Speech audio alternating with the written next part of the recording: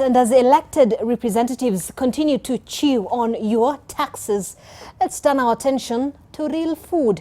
And signs that the country will be afflicted by cancer were perhaps pointed out almost a decade ago, if warnings by the former director of the Kenya Bureau of Standards, the late Dr. Mang'eli, are any measure.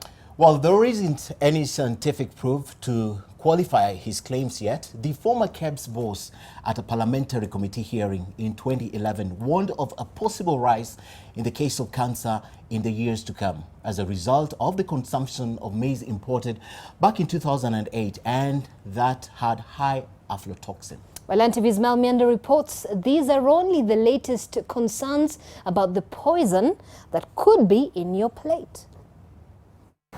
I'm more than 100% sure that it affects people and that within the next 10 to 15 years, we'll also have serious cases of cancer.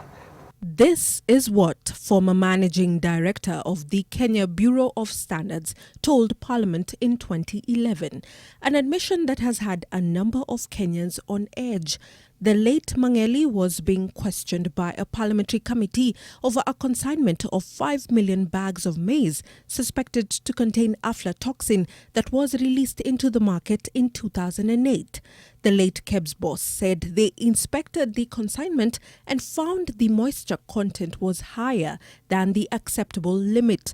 But what was more disturbing was his admission that the body was forced to bend to political pressure to allow the contaminated maize into the market. It is degrading the dignity of a Kenyan, telling a Kenyan to consume maize beyond 13.5%. In 2004, 150 people died after consuming aflatoxin-infected maize.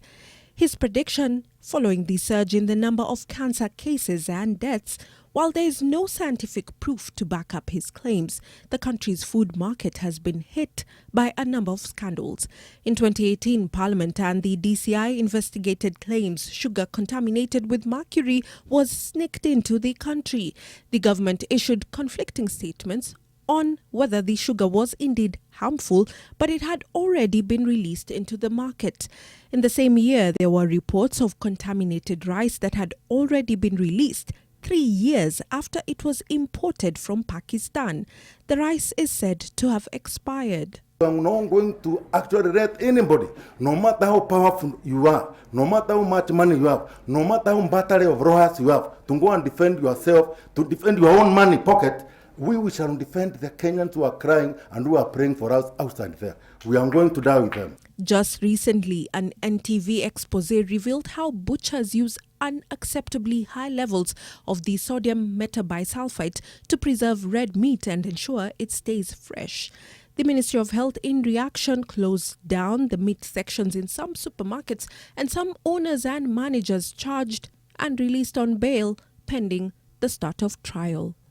Mel, NTV.